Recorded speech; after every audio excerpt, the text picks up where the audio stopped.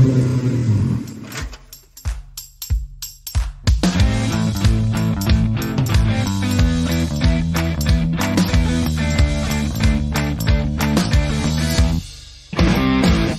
chers passionnés, bienvenue dans la 26e spéciale saison 2.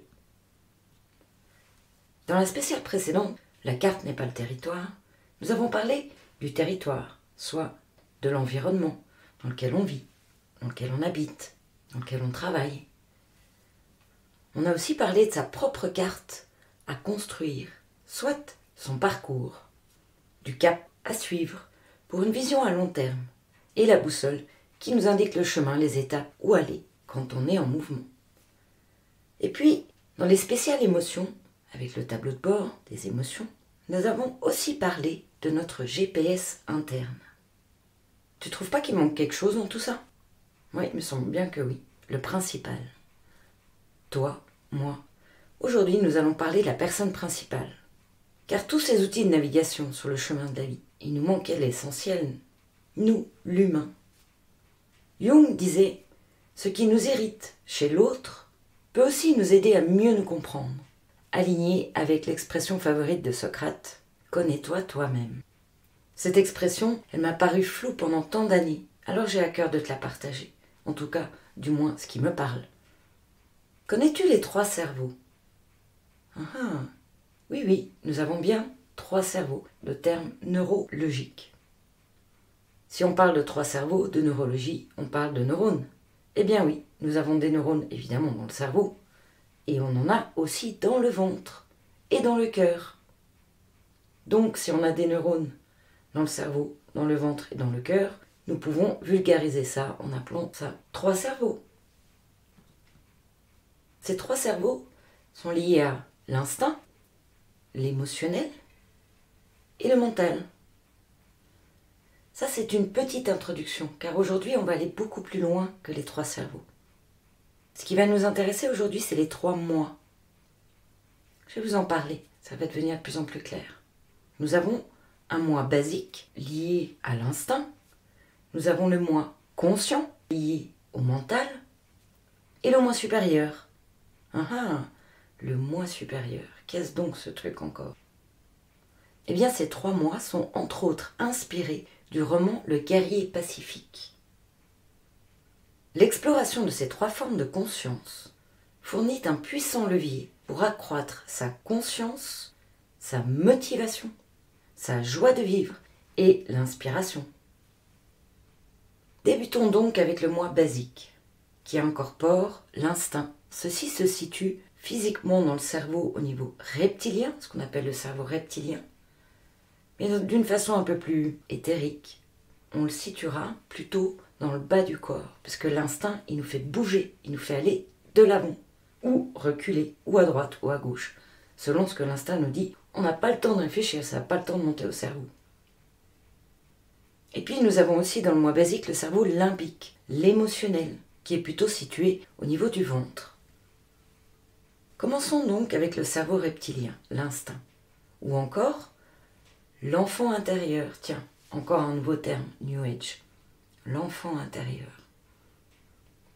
Je sais pas toi, mais moi j'ai mis des années à comprendre ça, voire des décennies. Ça me parlait chinois au départ. Donc ce moi basique, il a le reptilien, l'instinct, l'enfant intérieur, le subconscient. Ce subconscient, il est lié à nos pulsions, nos capacités latentes, notre mémoire, l'histoire de vécu, liée au système nerveux autonome. Qui dit autonome, un peu comme l'instinct, il se propulse en avant, en arrière, à droite, à gauche, dans n'importe quelle direction, en cas de situation critique ou d'appel, sans réfléchir. Là, je suis sûr que tu me suis. Donc, ce sont des actions, à quelque part, involontaires, générateurs d'énergie vitale. C'est spontané. On trouve ici aussi le courage. Dans le spontané, on a sauf qui peut. On ne réfléchit pas, on est spontané. Ce dernier enclenche de l'action par réflexe, sans que l'information passe par le cerveau. On aura donc ici l'instinct de survie, dans un mode « je me sauve pour me sauver la vie ». Il y a une avalanche, tu ne réfléchis pas. Sauvons comme tu peux. Il y a aussi cet enfant intérieur qui nous amène de la joie dans le moment présent, de l'intuition ou encore un réflexe par le plaisir. Un enfant voit passer un ballon, il va instinctivement aller vers ce ballon pour jouer avec d'autres enfants. Ça sera un réflexe de plaisir, un moment présent, vécu dans le présent, sans trop de réflexion. Donc ce dernier nous appelle dans un élan, il nous fait nous déplacer. Nous retrouvons ici le déplacement du corps, le lien avec le corps, car cela nous met dans l'action sans réfléchir. Et puis, donc, dans ce fameux moi basique, incorpore aussi le cerveau limbique, l'émotionnel, qui est relié à notre GPS émotionnel, comme on l'a vu dans la spéciale émotion, passer de la lassitude à la motivation.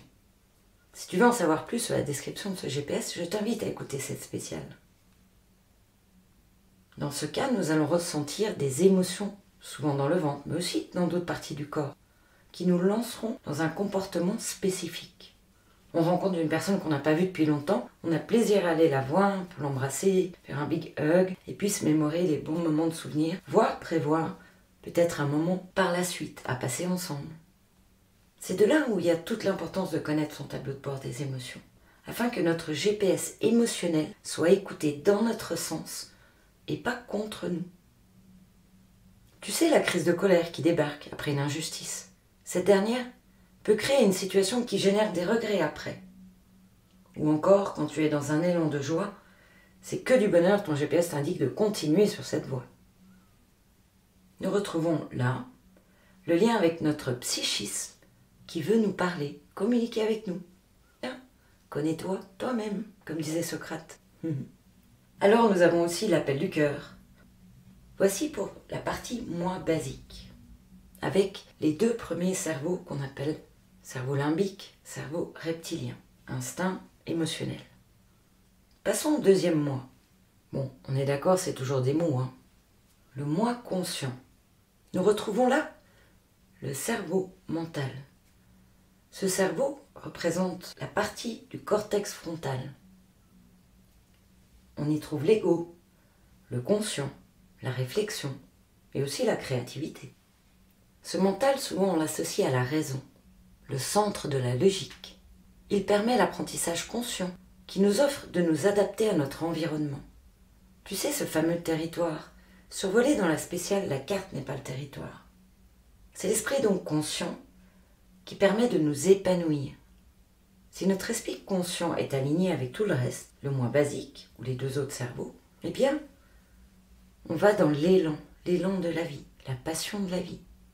Et on surmonte les difficultés avec beaucoup plus de facilité. Quand ce cerveau conscient, le moi conscient, est en harmonie, il nous guide, nous rassure, comme un parent qui éduque son enfant intérieur. Donc le conscient éduque le moi basique. Et le moi basique informe le conscient. Si par contre il se trouve déréglé, le moi conscient a tendance à utiliser la logique pour se dévaloriser. T'es-tu jamais retrouvé dans une situation où tu te dévalorises alors que tu as toutes les qualités? Ou se couper des sentiments pour éviter de souffrir? Ou encore éteindre sa voix du petit enfant intérieur? Cette petite voix qui nous passe des messages parfois. Non, on n'est pas fou, ça fait partie de l'humain. Il en résulte alors une séparation du corps et de l'esprit, ce qui engendre des émotions négatives comme la tristesse, l'angoisse, la peur, la colère. Ce sont des phases que de toute façon l'on vit au courant de la vie, toujours. Un peu comme durant une crise familiale, où les parents et les enfants ne se comprennent plus. Eh bien, on peut imaginer son moi conscient avec son moi basique, l'enfant intérieur, le moi conscient, le parent intérieur, qui ne s'entend plus. Ils ne se comprennent plus, le message passe plus. Et là, c'est le débordement d'émotions, souvent négatives. Parfois, par le stress, on a besoin d'évacuer par le positif aussi. Pour guérir ce déséquilibre, le moi conscient peut apprendre à rétablir la communication avec son moi basique et écouter les messages de ce dernier. Une fois la communication intérieure retrouvée, cela entraîne un regain de vitalité, de plaisir, de santé, de joie. Quand il y a un décalage entre ces trois cerveaux, nous ne sommes pas bien dans notre peau. On retrouve encore l'expression favorite de Socrate. Connais-toi toi-même. Décalage des trois cerveaux ou décalage des trois moi, mal-être. Si on se connaît bien, soi-même, du moins, on voit de se connaître, alors on est mieux dans sa peau. Tout est plus fluide. Et quand on apprend à écouter, peut-être même à s'aligner sur nos trois moi, la vie coule, déroule. On se retrouve dans une façon naturelle de vie de tous les jours. Venons-en au troisième moi. Quel est donc celui-ci? Le moi supérieur. Il se trouve en plus, selon certaines théories, décrit d'ailleurs dans le guerrier pacifique, le moi supérieur. On pourrait l'appeler le moi spirituel, le supramental, ou un guide, un peu comme certains l'appellent l'ange gardien, qui nous guide sur le chemin de la vie. Ce moi supérieur manifeste des qualités de courage, d'amour, de compassion, de sagesse, de joie, d'altruisme désintéressé. Il est détaché. Il nous guide délicatement sans s'interposer, laissant le moi conscient faire ses propres choix et assimiler les leçons de la vie pour tendre un maximum vers son idéal de vie. Parfois, on percute quelques messages, comme ça, on se dit on a une idée, une intuition. Peut-être est-ce le moi supérieur qui nous donne une information. Et puis notre mental dit mais non, tu fais ci, tu le fais comme ça. C'est comme ça qu'on a toujours appris, on fait ça, on fait ça, on fait comme ça, pas autrement. Et là, il se produit un décalage. Alors, ce moi supérieur, il va laisser couler, il laisse faire. Et puis, la personne qu'on est, qu'on aura choisi en décalage avec notre intuition, on se retrouve dans une situation pas terrible, parfois même compliquée, à devoir gérer des problèmes que l'on n'aurait pas gérés si on avait écouté notre petite voix. Voilà. Donc en résumé, pour commencer à établir son cap idéal, ou son cap plutôt je dirais exponentiel, et créer sa carte personnelle, ou du moins la mettre à jour, et établir les étapes avec la boussole, vous savez, les objectifs. Il est bon de s'aligner en premier, ou du moins de commencer en premier, à aligner nos trois cerveaux, et commencer à écouter aussi nos trois moi, afin d'être alignés et de reconnaître le territoire. Peut-être alors, on aura envie de changer de territoire. Ou peut-être on trouvera des solutions internes où on découvrira qu'on est bien dans ce territoire. En somme, l'objectif est d'être en joie avec son enfant intérieur, qu'on le reconnaisse ou pas, à l'écoute de ses messages, de ses émotions, de son GPS interne et de son intuition, pour laisser le GPS nous guider avec l'aide de l'ego. L'ego dans son rôle positif pour soi-même, celui qui nous pousse à l'action, qui enclenche. En d'autres mots, le mental est l'écoute du cœur, et plus le mental qui impose sa loi au cœur, ça change tout. Je te propose maintenant un petit exercice pour te reconnecter à toi, à ton moi basique, et ouvrir, peut-être par là, la porte à ton toi supérieur. Avant de prendre une décision, prends un moment pour toi. Fais un stop en observant par exemple la nature ou ce que tu apprécies. Et pose-toi la question. Qu'est-ce que cette décision va m'apporter dans les semaines, mois à venir? Qu'est-ce que cette décision va m'apporter dans les semaines, mois à venir? Dans ce moment de pause, laisse-toi dans un moment d'accueil. Laisse faire ce qui se passe. Laisse aller dans ton corps. Quand tu écoutes ton corps, est-ce que ça résonne juste? Que se passe-t-il dans ton corps? Est-ce qu'il est plutôt positif, en ressenti comme un frisson agréable, de la douceur, de la sérénité? Ou alors, ressens-tu une contraction, comme un frein, une tension? Une fois cet exercice, qui peut durer 2 minutes, fait, laisse-toi bercer par le moment présent et accueille ton intuition. Il est fort probable qu'un message apparaisse, qu'il soit en images, en mots, en sons. Laisse venir ce qui te vient à l'esprit. Et note ce message, dans l'idéal, dans ton carnet de bord ou sur un papier, un post-it. D'ici les jours à venir, tu auras la réponse de ce que voulait dire ce message. Tu peux aussi, pour retrouver ton moi basique, imaginer au cours de la journée un moment où ton esprit est dégagé et apaisé, où tes émotions sont en énergie sereine. Ton corps se sent fort, souple, détendu et vivant. Nous avons tous vécu ces moments. Pourquoi ne pas retrouver cet état le plus souvent possible?